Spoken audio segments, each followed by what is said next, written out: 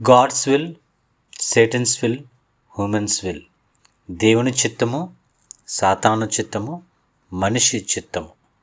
దేవుడు, దేవుని దూతలు మరియు మనుషులు మాత్రమే నిత్య జీవులు. దేవుడు, దూతలు పరలోకంలో ఉంటారు మరియు దేవుణ్ణి నమ్మిన మనుషులు కూడా భూలోక జీవితం ముగిసిన తర్వాత దేవునితో మరియు ఆయన దూతలతో నిత్యము పరలోకంలో ఉంటారు. అయితే ఈ సాతానుడు ఎవరంటే దేవునిని వ్యతిరేకించి దేవుని ధిక్కరించిన కారణంగా దేవుని చేత పరలోకం నుండి శాశ్వతంగా నిత్య నరక తీర్పుతో బయటకు నెట్టివేయబడిన ఒక ప్రధాన దూత. అతనే లూసిఫర్ అంటాం. ఈ సాతానుని అనుసరించిన కారణంగా వాడి వలె అదే తీర్పుతో పరలోకం నుండి నెట్టివేయబడిన ఇతర దూతలు కూడా వాళ్ళే. దేవుడు ఒక్కడే. ఆ ఒక్క దేవుడే తండ్రి, కుమార, పరిశుద్ధాత్ములుగా ఉన్నారు. దూతలు కోట్ల సంఖ్యలో దేవునిచే సృష్టించబడి దేవునితో పరలోకంలో నిత్యవాసులుగా ఉన్నారు.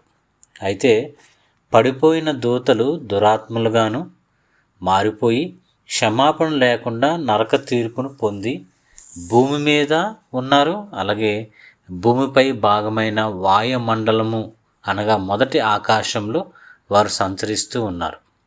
వీరి ప్రధానమైన పని ఏంటంటే ఈ దూతలు దురాత్మల వాళ్ళ గోల్ ఏంటంటే మనుషులు దేవుని ధిక్కరించేటట్లు, దేవుని వాక్యానికి వ్యతిరేకంగా జీవించేటట్లు వాళ్ళు చేయడమే వారి బాధ్యత, వారి గోల్. అదే సాతాను చిత్తము. దేవుని చిత్తం ఏమిటంటే మనుషులకు పాపక్షమాపణ దయచేసి పరలోకంలో నిత్య జీవము వారు జీవించేటట్టుగా చేయడమే దేవుని చిత్తము. ఇక ఇప్పుడు మనిషి చిత్తము మనిషి నిర్ణయంపై, మనిషి ఇష్టంపై ఆధారపడి ఉంది. దేవుని చిత్తాన్ని జరిగించినవాడు నిరంతరము నిలుచును అని 1 యోహాను 1:17 సెలవిస్తుంది. అట్లాగే నమ్ము ప్రతి వానిని రక్షించుట దేవుని దయాపూర్వక సంకల్పము అని 1 కొరింథీ 1:21 ఉంది. ఒకవైపు దేవుని చిత్తము, మరొక వైపు సాతాను చిత్తము స్పష్టంగా ఉన్నవి. వీటిని అర్థం చేసుకుని కొంతమంది దేవుని వైపు తిరుగుచున్నారు. వారు పరలోక పౌరులుగా ఎంచబడతారు.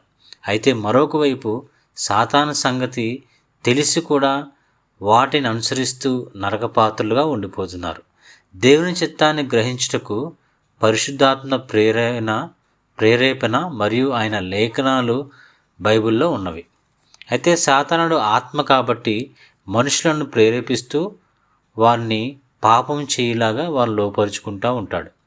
చెడు క్రియలు చేయుటకు మనము ఇతరులు కీడు చేయుటకు వచ్చే తలంపులన్నీ సాతాను నుంచి వచ్చేవే.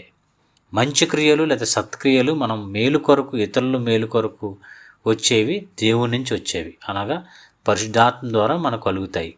దీన్ని బట్టి ఏ మనిషి అయినా అర్థం చేసుకోవచ్చును. దేవునికి మన మనసులో చోటిచ్చి మన హృదయంలోకి ఆయన ఆహ్వానించి ఆయనకు సంపూర్ణంగా లోబడినప్పుడు ఆయన చిత్తాన్ని మనం గ్రహించగలుగుతాం. అయితే ఇది మనం ఆలోచిస్తూ కనిపెట్టాలి.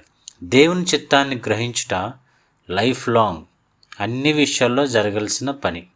దీని కొరకు మనము ఎక్కువగా బైబిల్ చదవటము, తద్వారా పరిశుద్ధాత్మ దేవుని సహాయంతో మనం ముందుకు సాగగలము. దేవుని చిత్తంగా మనం జీవించగలము.